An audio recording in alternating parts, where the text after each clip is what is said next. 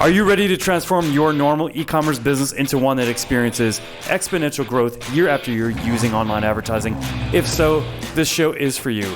Me and my guests will show you how you too can grow your e-commerce business to 7 or even 8 figures so you can go on more luxurious vacations, spoil yourself and your family, say yes to more opportunities, and become financially free so you never have to worry about money again. Welcome to the E-commerce Performance Marketing Show. How's it going, guys? Josh Marcy here, host of the E-com Performance Marketing Show, and I have another incredible guest. I have a legend here. This is Tommie Traffic.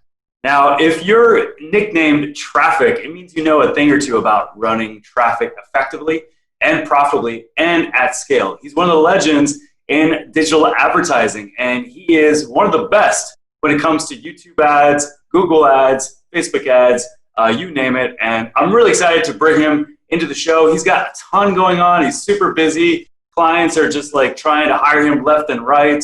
And he has decided to spend a little time with us today to dive into some specific strategies that he helps clients implement into their businesses. This way they can do traffic the Tommie Traffic way. So I'm really excited to have Tommie here on the show. Tommie, welcome to the show. Thank you. Thank you for that intro. I appreciate that. Yeah, hey, it was authentic, man. I appreciate you on the show, and legend precedes itself. Hey, I try, man. I'm just trying to save a couple souls along the way. You know what I mean? Yeah, I hear you, man.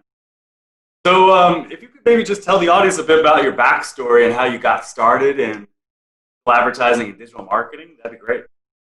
Yeah, I mean, it was a winding road. You know how these things go, but, really with the digital ads kind of started in 2007, doing affiliate marketing. Well, I was doing a bunch of other stuff. You know how I go when you get in the game, you trying different things, and affiliate marketing thing was like, I think I can do this. And then I was just struggling to kind of get traffic, basically, because it was like, I need more people on these links. You know, that was my mindset. Somebody on a forum was like, you should sign up with a Google. You don't have a Google account? I was like, nah, but I done seen ads on Google. It was like, yeah, you can run those ads and put your links in there and this, So I was like, okay, that makes sense. And man, created a Google account. That was 2007. Had some success with the affiliate stuff. Then translated into the agency side, and that was 13 years ago. So still I kind of like fell in love with the dashboard and the data and the graphs and charts and all of that, and I kind of like felt at home. And even before I really made any money, I knew like, okay, I think I'm gonna sit in this lane. I'm just sit in this lane, and I'm gonna figure this out. And I've been doing it ever since. That's awesome, man. That's awesome. So, like, what got you exposed to marketing? How'd you dive into that, lane? Man, trying to make some money, dude. Like 2007, I tell this story a lot. I had congestive heart failure, and I was really in the management field. These doctors and all of these people is like, stressful. It took me a while to kind of get back up on my feet too. So I was like I kind of knew about the internet. I had done some stuff way back. I had done some eBay stuff. I had made a couple dollars, messing around with internet over the years, but I never took it serious. And so I was just at a point where I was like, man, I need to figure out a way to provide for my family. And I think the internet is it. And I was just on a mission to kind of find something that I could sink my teeth in. And when I ran across it, I'm like, this makes a lot of sense because it's just buy low. At least even before the traffic, right, it was just kind of, and then once I kind of understood the Google ads, it's kind of like buy low, sell high. If I can make a commission for less than it costs to get it, I can pocket the difference. Like, I know that game, you know what I mean? I come from, my background is, knowing like, buy low, sell high type hustle, you know what I mean? So it just kind of made sense. So, kind of ran with it from there. Yeah. Well, it sounds like you had a wake-up call, and that wake-up call was like, okay, I need to do something else. And, then you dove into it, and now, 13 years later, now you're one of the best. So, cool. That's cool, man. So tell us about what you're doing currently. Like, what do you do currently, in your business and all that good stuff? Yeah, it's kind of two sides to it. I have the agency, which is the advertising and creative agency. which is the day-to-day, pay the bills. That's how I make the money, the whole nine. We pretty much focus on YouTube advertising. We do still do some other Google ads, and we do some Facebook stuff, but the majority of what we do is YouTube. And then on the other side of, which my agency kind of feeds another side, which is the investment portfolio side, where I do profit share, rev share, and equity deals in that side. But the agency side gives me the freedom, kind of, I call it wealth, building wealth and making money. You know what I'm saying? I've been good at making money. Now I'm trying to figure out how to build wealth. So that's kind of like the other side that kind of feed that. And this kind of gives me the freedom to kind of play that game.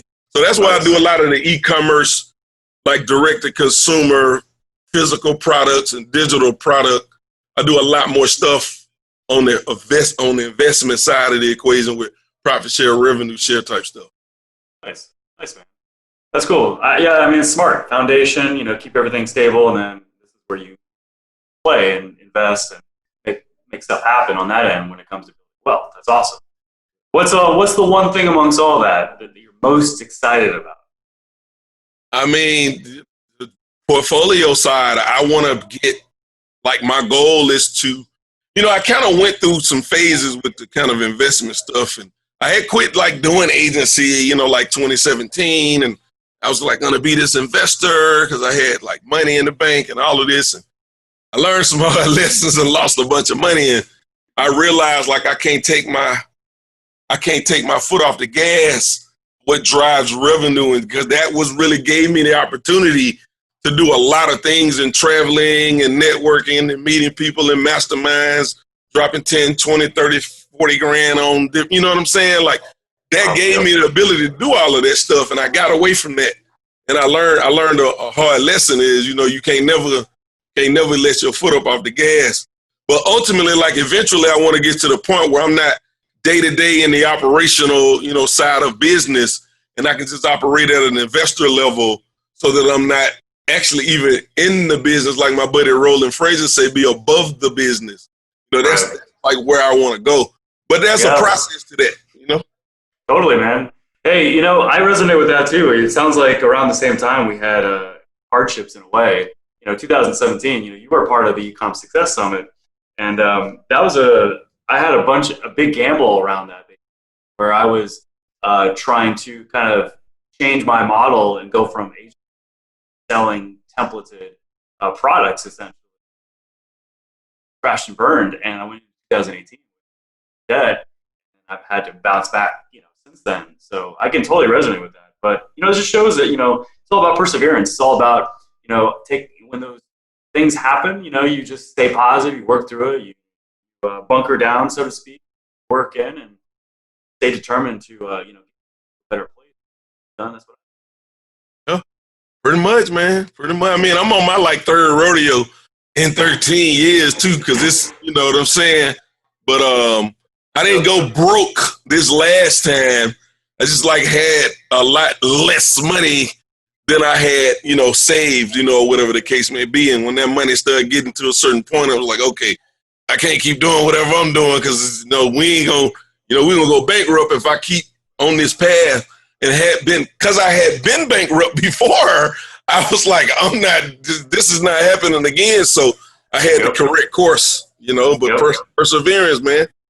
That's right. I hear you, man. So what's been like the biggest, most successful e-com success to date that you've been involved with that you wouldn't mind sharing? I would still have to say Organifi. I mean, I don't want Organifi to be the biggest thing that I've ever been involved with. You know what I'm saying? That's my mindset, right? Because it's like I'm like Kobe or Jordan in the mind frame of, I won a championship, I want to go get another one. You know what I'm saying? See what I mean? You know what I mean? I want another one. I want another. You know what I mean? Like, I don't want to be the dude that won. You know what I'm saying? Like, I want to. You want to keep looking forward. I want to keep building on. But Organifi, I worked with them about 3.5 years.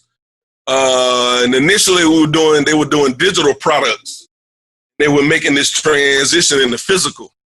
And I helped them launch and scale Organifi from it went from 0 to 30 million in the span of 3 years. It was crazy. So those guys are still crushing and they're growing, and I don't know what their revenues are, but I'm pretty sure it's way more than 30 now. Oh yeah, they're crushing it. Yeah, they're crushing, man. So being a part of that, man, was amazing. I kind of had the freedom, kind of had a blank canvas to work with, if you will. So nice. What were some of the keys, or strategies or tips that you could maybe share with the audience from that experience that helped you get that client to that 30 million plus?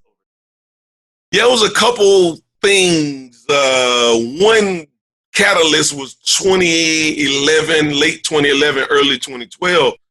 I had this Russian guy I was working with, and these guys, man, they was a piece of work, but we were spending $70 grand a day on Google Display, and they were running, I don't know if you remember back in the day, a lot of the Garcinia Cambogia and acai berry and these types of supplement offers where it's free trial offers.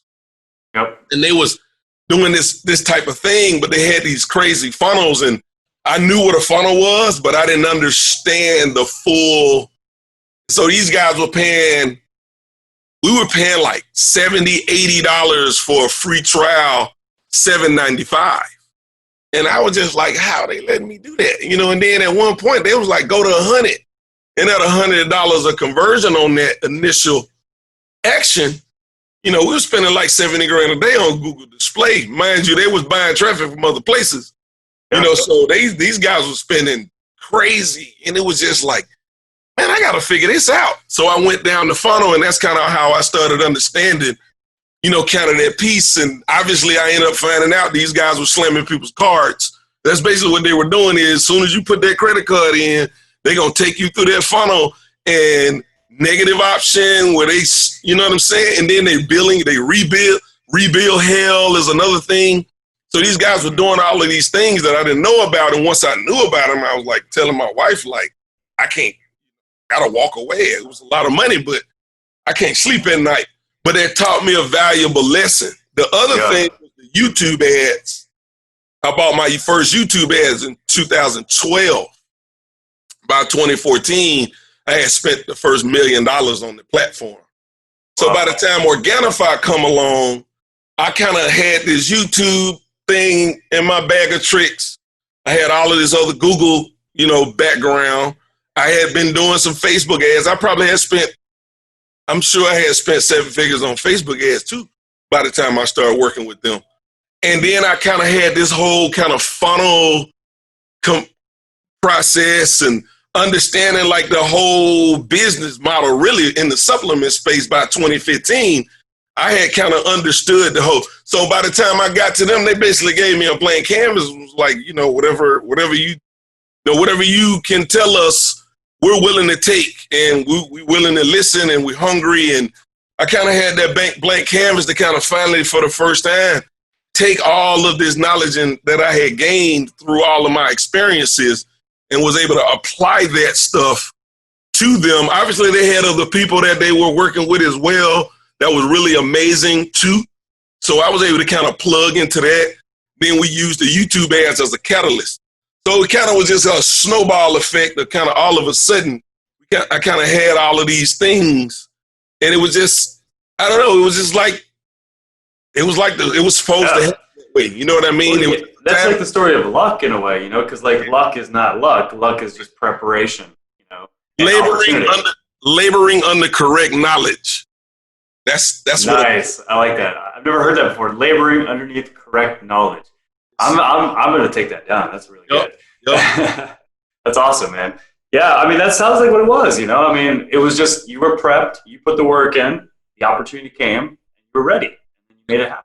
And I give them a lot of credit, man, because they gave me a blank canvas. They gave me that opportunity, and that really built my confidence from 2015, 16, 17 to where I am today. My confidence level went through the roof because I was able to see the fruits of, you know what I'm saying? And it just kind of changed everything. But it was really a culmination of things that kind of led up to the perfect storm.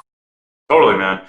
So when you look at, your experience there, and you look at your total profit from the advertising, how much, if you can share, I think you can. Well, how much total profit did you generate for Organifi when you went through that success?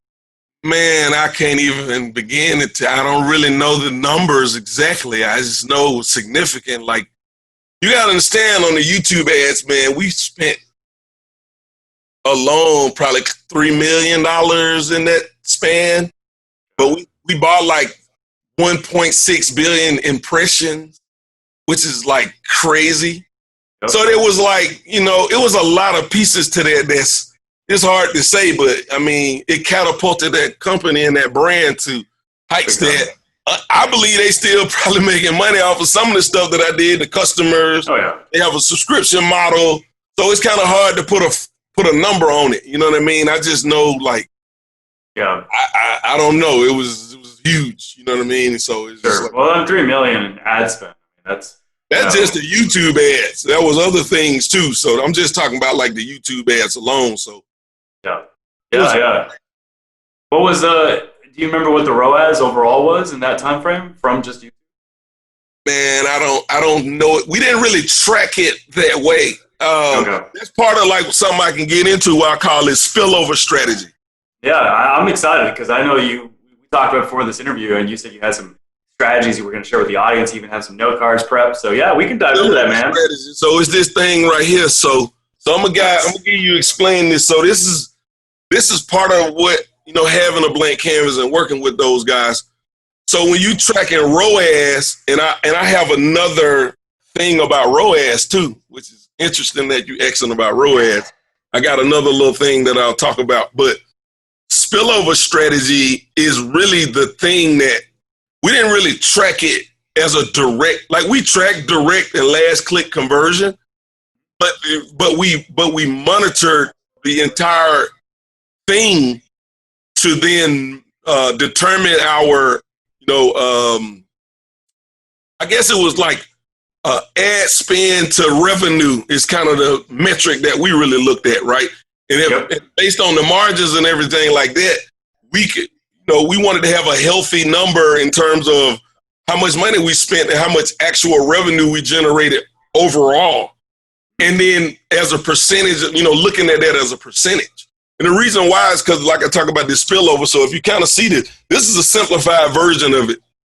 But if you look at this thing, you can see where it says ads, then you have the ad funnel, then you got like Amazon, there's obviously other places you can sell on, right?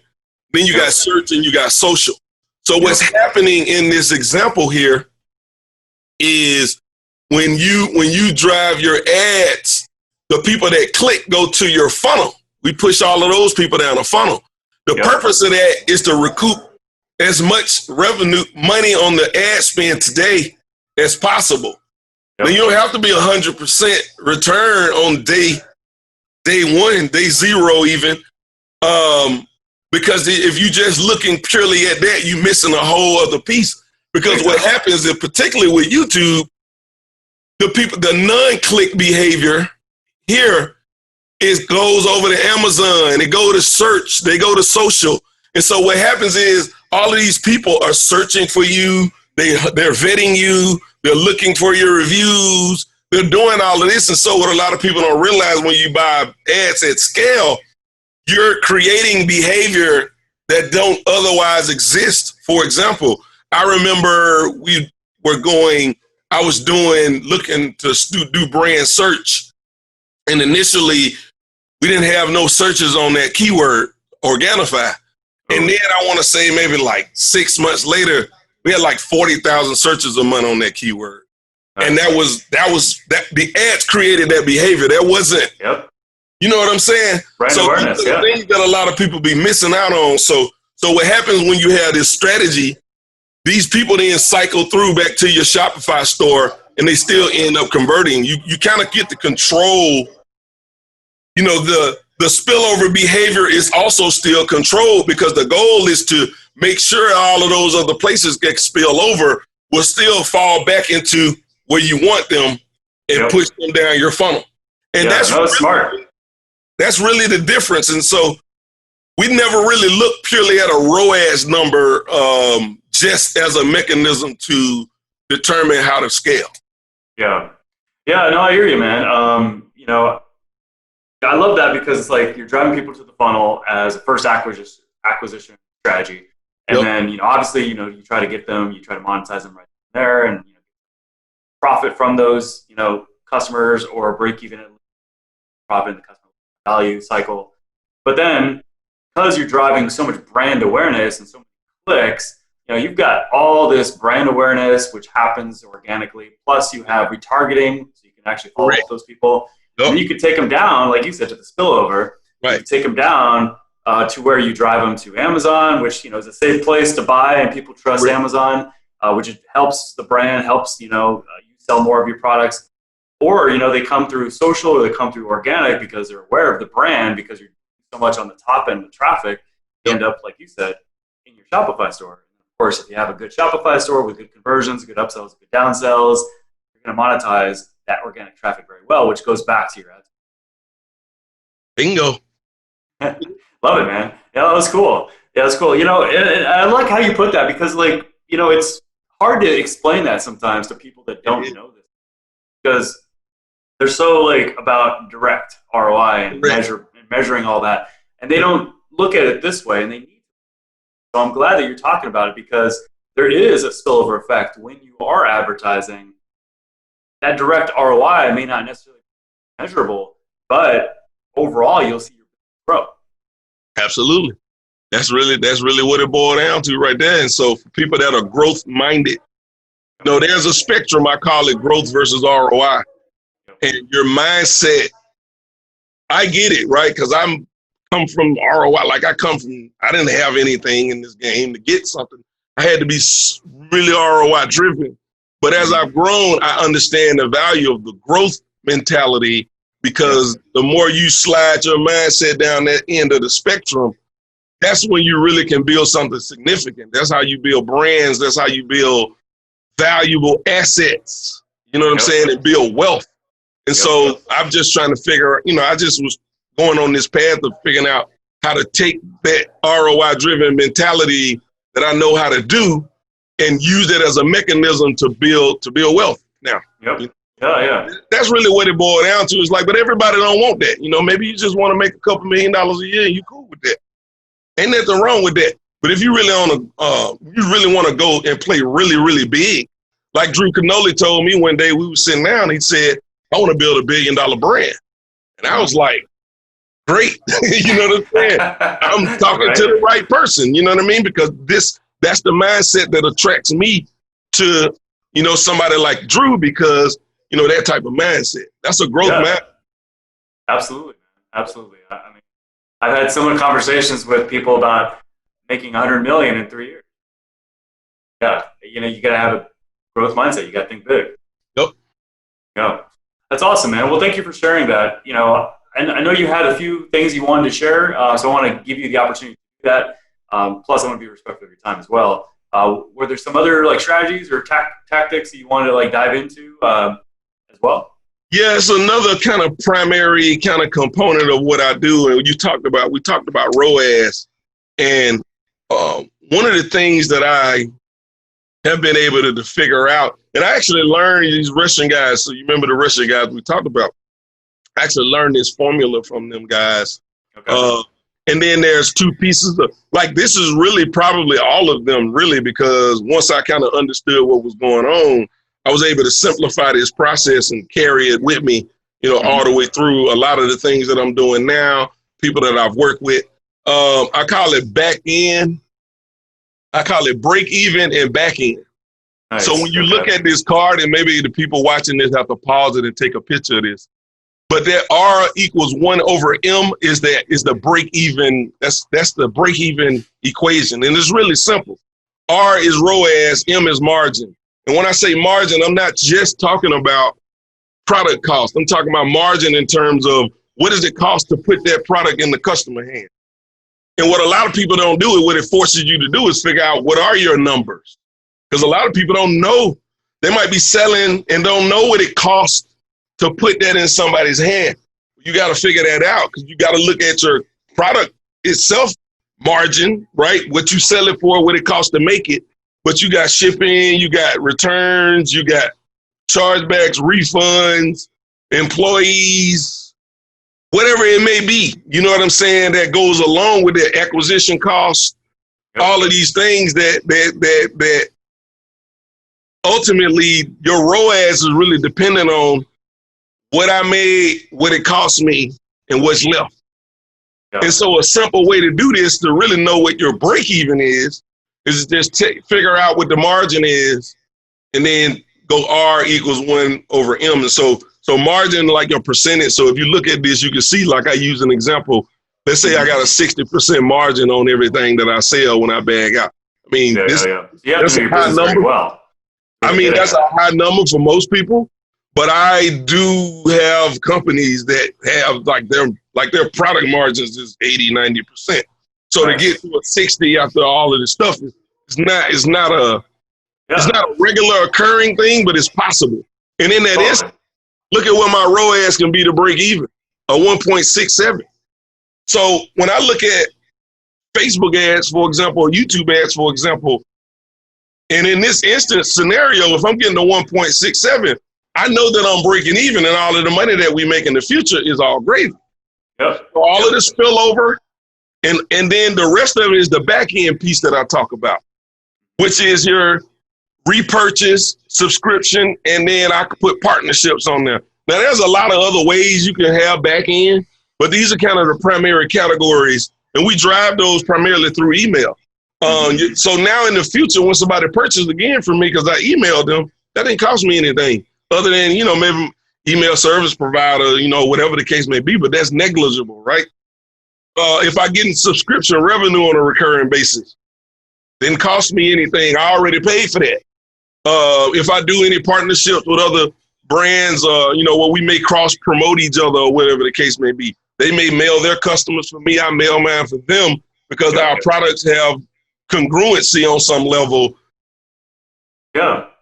Gravy. That's huge. You know what I mean? So all of that money on the back end, that's all gravy train if your front end is a break-even focus. So that's really what I try to do is just try to break even on my ad spend and acquisition costs. That's really the holy grail to me. If I can break even on acquisition, I'm going to make a lot of money.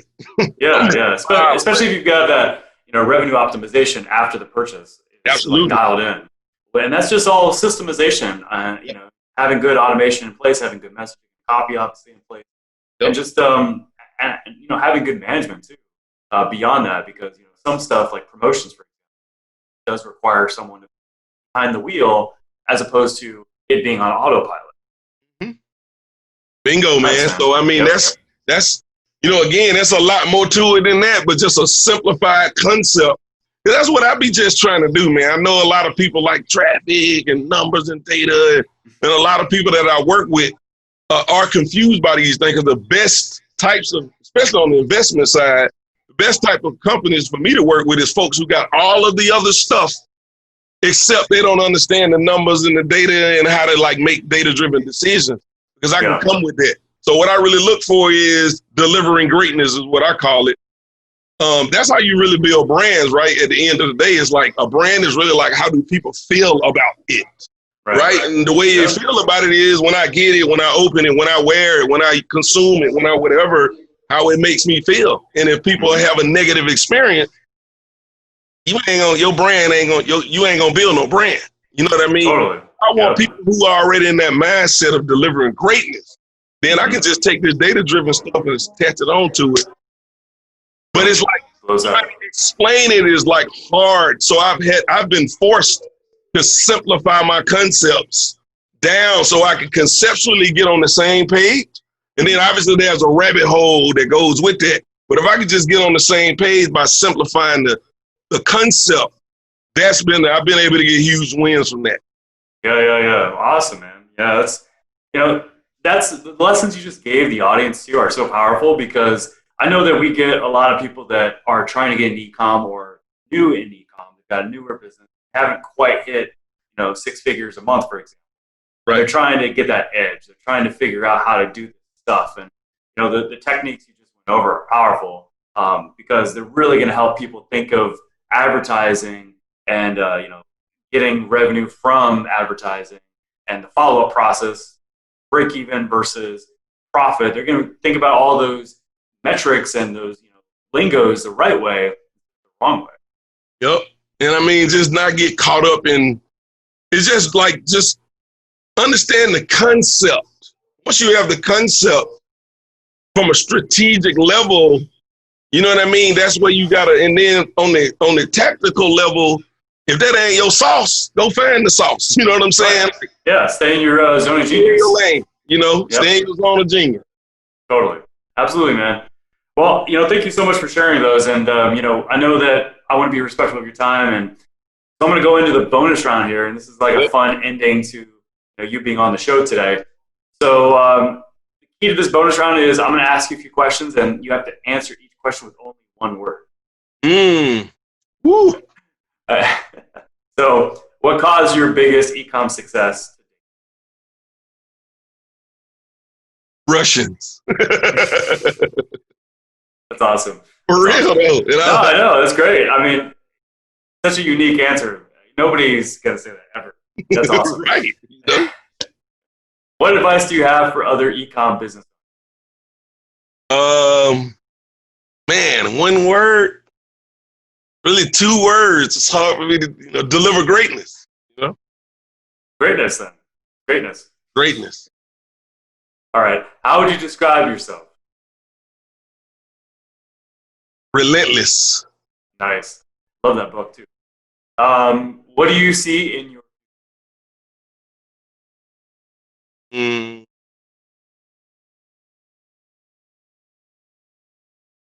Investor. I like it. Well, you keep talking about Roland Frazier. If you keep following him, obviously, the next step is you're going to invest. Yep. And you're probably already doing that, though, so that's great. Absolutely. Yep. Did you sign up for his Epic Challenge? I did go through his Epic Challenge. I just didn't have time to do. I know he's got another thing. I was gonna go to one of his intensives, and then COVID kind of happened, and they had to move him back or whatever the case may be. But been knowing Roland for a long time, and me and him, whatever. And I always tell him like, yo, I need to sit in a room with you. I want to all of these masterminds and all of that, but I want to know when I want to know when I can sit next to you, and you know what I'm saying? Because we've had dinner together and things like that, and this guy always gives me like amazing advice and just a different mindset of how to think about things. And to be honest with you, man, every time I talk to him, I feel like I need to go do more. You know what I mean? Like you're right, it drives me in a weird way like that. And he just I just love the way he think, man. He's a big thinker too, and I just really love that, man, about Roland. Yeah, absolutely, man. I've done a few things with Roland. He was the closing keynote for summits I've done, and marketer partners in 2014. Nice. Group put together. So I was like, privileged to be around him and Ryan and all those guys. I learned a lot from them very early on. Very, grateful. Definitely need to get Roland on the show. I'll probably have to reach out to him. What's up? Yep. Well, thanks, man, for being on the show. I truly appreciate it. And how can the audience follow you, learn more from you, subscribe to your email list, and possibly even become a client of yours? Tommie Traffic, man. I'm on that on all of the socials, which I don't really do social really a lot like that. My website, TommieTraffic.com. My name, Tommie with an IE. That's key. Traffic is just like it is, the traffic, right? TommieTraffic.com or at Tommie Traffic, whatever. And, the fastest way to go to my website and contact me there is going to be like we monitor those pretty regularly. Social media might be like a day or two or a week, depending on how we got it. Just don't always like. Sometimes I'm really active. Hey, you're focused. And then I'm just, because it's like, what it is, man. You go to Facebook to, I log in to Business Manager business.fake, because if I go to direct, I lose an hour before I go to do what I went to do, run my ads and check, you know what I'm saying? So I just, Instagram, the same thing, IG and Twitter. I can't even get into my Twitter account no more, so I don't really know what's up with that. But I don't really YouTube. I consume a lot of videos on there, but I'm not like posting and things like that or whatever. Yeah. No, I hear you, man. I mean, they're all distractions. It's all entertainment. You have to regulate the amount of time that you put into those distractions. It's going to take away from you accomplishing your goal, whatever your goal is. So I'm glad, totally true. I've been starting to use a lot more do not disturb, on my Yep. phone and things like that, just to kind of basically just block stuff out and just, I do find that impulse sometimes hitting me where it's like I'm in the middle of something and I'm like that's a waste of time. It's not going to help me get to where I want to go. And so I've been turning on that do not disturb on my phone like a lot more recently. Yeah, man. But again, man, when you got a lot going on, man, I mean, I got a lot of responsibilities, and I have a lot of, and that's part of like building a team, man. Now, probably probably any more than ever before. I'm in that mindset of team building, and so as a result, though, I have a lot more people outside of like clients that I'm accountable to and for, so I just don't be having the time. And I'm married. I got 3 kids, 2 teenagers, one about to be a teenager. You know what I mean? So that's crazy. So Yep. I just don't, I just don't have the time to be, bantering and, Yep. you know what I mean? It's just got too many things going on right now. And I'm just trying to get to some next level, right? I'm trying to like get to that next level of, maybe I'll never get there because I think I got a curse too. It's like you get to a certain level and it's like, well, I want to do this. I want to do, and I think I'm cursed in that regard too. So, but anyway, yeah, man, social media. You're going to break through, man. You're going to break through that. Yeah, it's going to happen.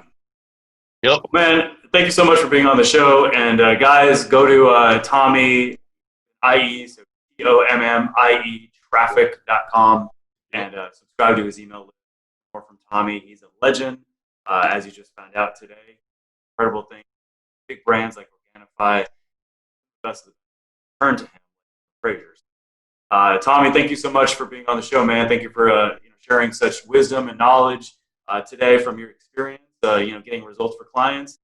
Guys, like I said, TommieTraffic.com. Go there now and subscribe and learn more from Tommie Traffic. Thanks, Tommie, for being on the show, man. Appreciate you, man. Thanks a lot. Good. Did you have fun? Great. Good. Great. Good. I like the man. little note thing, man. I got to use this more, man.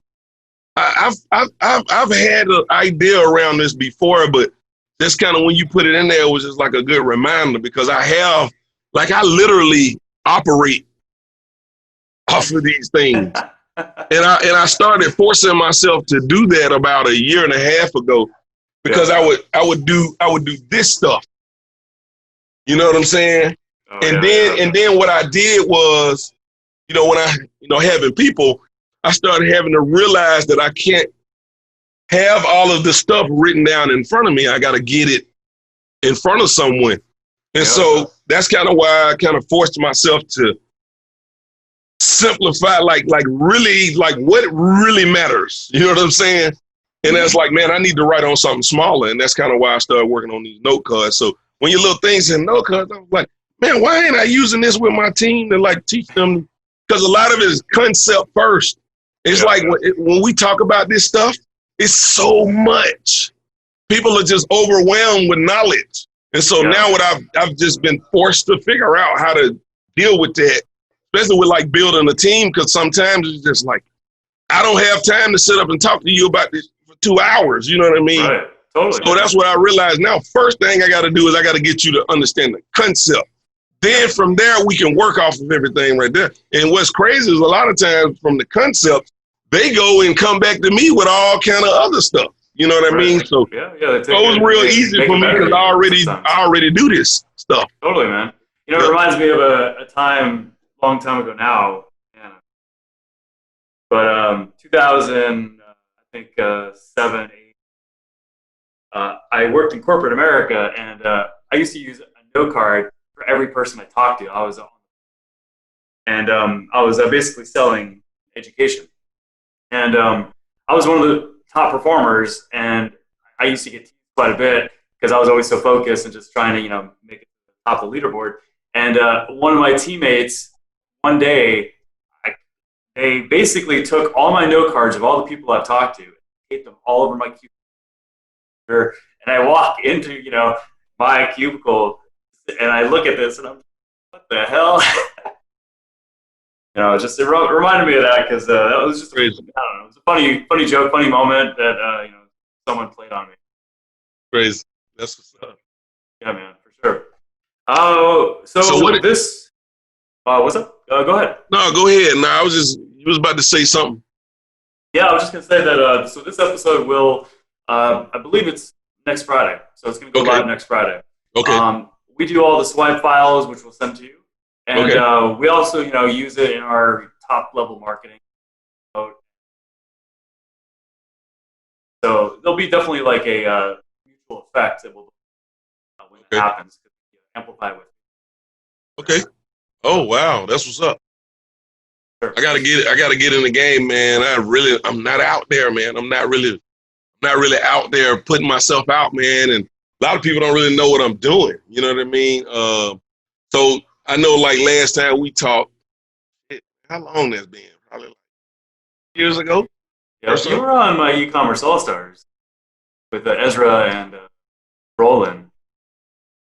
That was like, yeah, but like I was not really agency at all. You know, so once I kind of start back doing that, like end of 2018, I had also started dealing with like creatives, and because I was kind of in this place where I'm working with these companies and I was needing these things, and I was starting to do things that was beyond like the ads, you know, the funnels, and, you know, which I've done that stuff over the years, but like really like getting about that business of doing that stuff. And so then in 2019, I had a couple deals that I did that were supposed to convert into equity deals, but they didn't end up panning out. But one of them in particular, you know, we kind of like rebuilt the entire website, redid the brand. You know, it was a crazy, huge project. And then another one that I was working on, we was like making videos. And so I was trying to like find these people to make me videos for my YouTube ads, because I found companies that could do the Facebook ad videos and stuff. And I just couldn't find nobody. And it was just like, man, we got to figure this out. So that was like end of 2018. And by 2019, I kind of so by the end of 2019 last year, that's when I started noticing the YouTube ads. Obviously, YouTube being what it is, but the creative piece that we were doing started really hitting, and I was just like, I think we own this something. And I just kind of like dropped all of that other stuff and said, hey, you know, we're not doing anything for anyone anymore as an agency. We're just gonna focus on YouTube ads. And if I'm working with them in a capacity that's not agency, then, you know, I'm going to have people in play that can execute. So I don't really like do a lot of things in those deals. I kind of just like strategize. But that just was a game changer, man. And so now we can do from soup to nuts on the creative side on YouTube. Been a total game changer, man. And so a couple of clients, like 3 of my clients now are spending over $100K a month, over 6 figures a month on YouTube ads. So we've been growing really great, and now I'm just kind of got this thing dialed in now, and I want to start back getting myself out there, because I want to put more people into the agency, because really like our average customer value is way higher, you know, monthly invoicing. So I don't need a lot of clients to do well, you know what I mean? Because we're looking for whales, or we're looking for people who, you know, 30, 40, 50 grand a month, you know, ads. Maybe they spending Facebook ads, but ain't doing YouTube. Then I'm probably more like 50 to 100K a month if they not there, right? Because I can translate that. But if they are spending money on YouTube, that's where I've been able to have a lot of success too. Because I've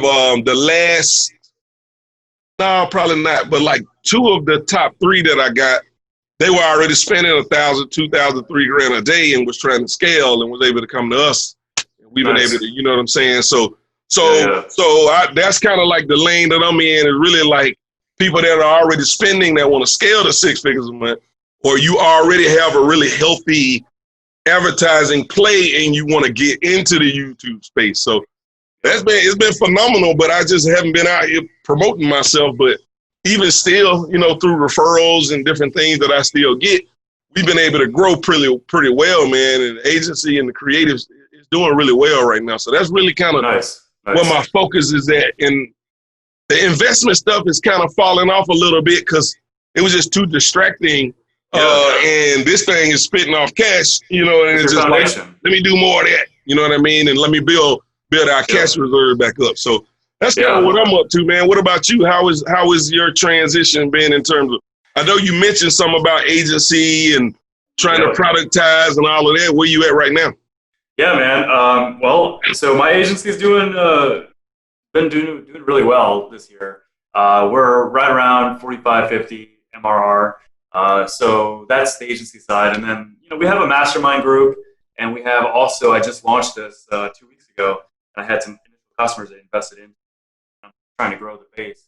I've got my leverage program where I'm basically my strategy, my process for scaling e-com companies. And that's going well. I just need to get more customers. I just need to create more focus in my time to do that. Because, you know, even just the book, even though it was a win, even doing the book for a day takes me away from promoting, you know, this leverage program that can be a seven-figure business on its own. So where I'm at is I've got a buyer that's buying my agency. Oh, wow. Yeah. So it was expected to close by June 30th, and it still might, but I've been talking back and forth with him, and he's going through some final steps with the so it might slide to July, like July 15th latest. But yeah, I'm excited, man. I'm just I'm looking to move on from that, free up my time, focus on building out, you know, really scaling my leverage program, making that the thing next 30, 60 days thinking. But my long play is similar to yours. My long play is either starting or partnering or acquiring e-com companies and scaling them up and then selling them like real estate and getting that multiple. I want to acquire. I don't want to start no more. I'm done with starting. I just want to acquire them.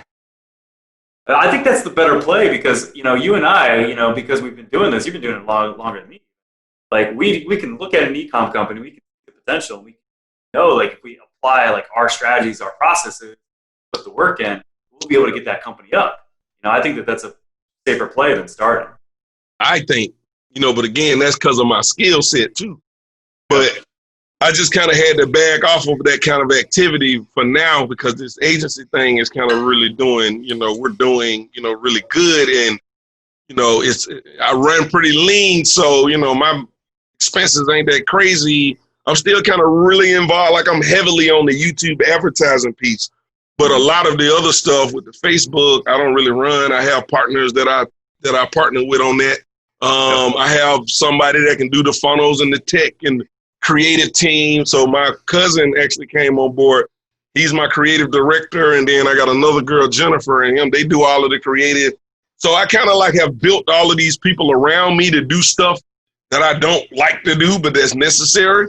And then I just kind of, you know, but now I kind of want to get out of the day-to-day of the ads and really kind of focus on growing the business as a whole now that my process is starting to be, you know, dialed in or whatever. So I think I can go. I think with the agency, man, I think we can get $100K a month by the end of this year. I might, to be honest with you, probably do $100K a month by like August, September. Nice. Because my average client, you know, we got like it's like 8 accounts in our MCC, but really like 5 of them are paying clients. And out of those 5, 3 of them are 6 figures a month. So our average client is like 13, 14K, you know, a month or so. So we're already, you know, knocking on 60, 70K, you know, ish. And, you know, I'm not that far away from hitting that 100K.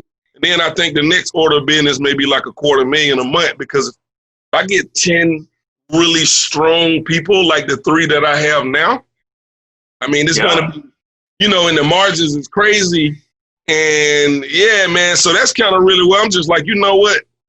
And I want to get back into the consulting, and not really that much, but I do want to do a course.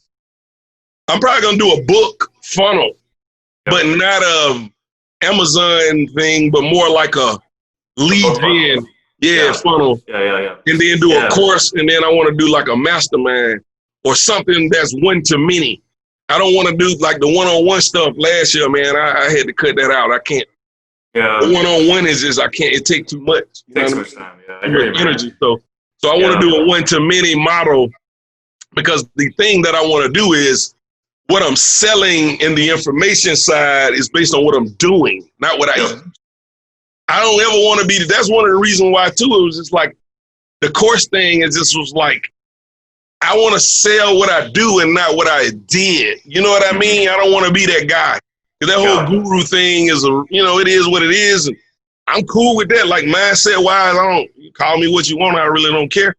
But like, I just want to make sure that I'm selling what I'm doing. So now that I kind of got this thing and it's kind of building and growing, and I got kind of pieces in place and a team, and, even though I got some challenges with that, I want to just have that in a way where I can grow the business. And then I want to get back out there so that I can then be able to communicate what I'm doing out in the marketplace.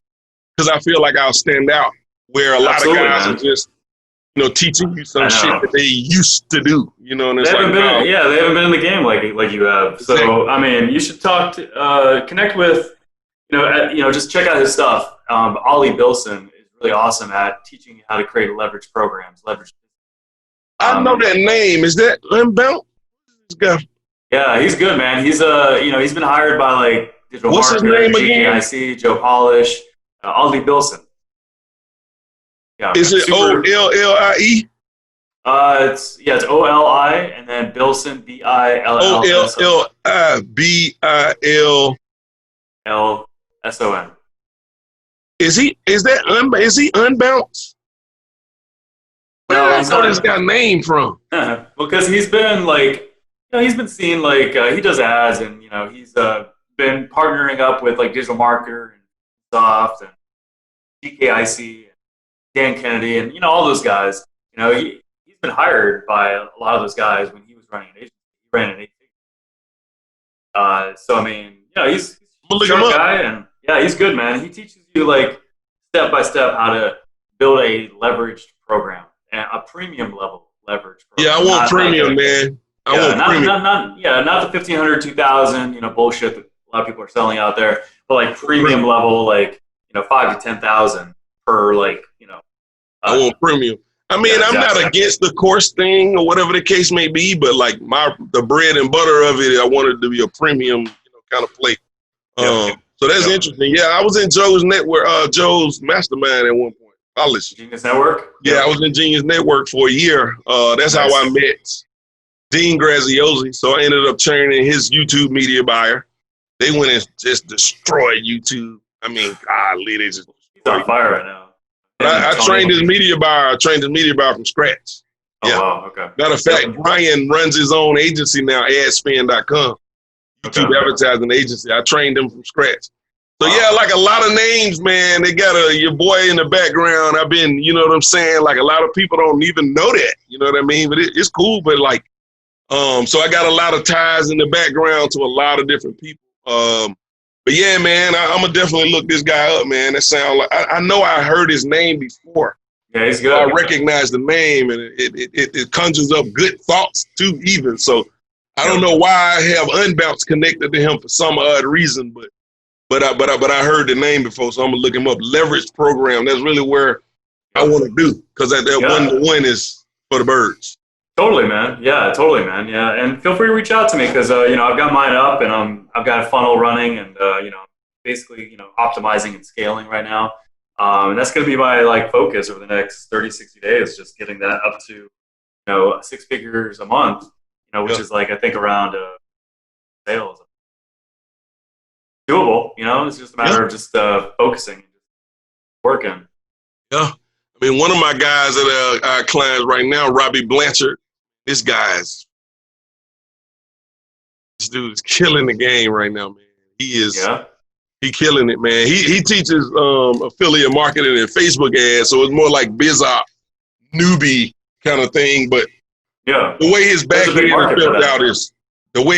is built out is impressive, and that's really giving me a lot of ideas as well about how I can build a leverage program, because he kind of have the course thing on the front, then he kind of got this leverage program on the back.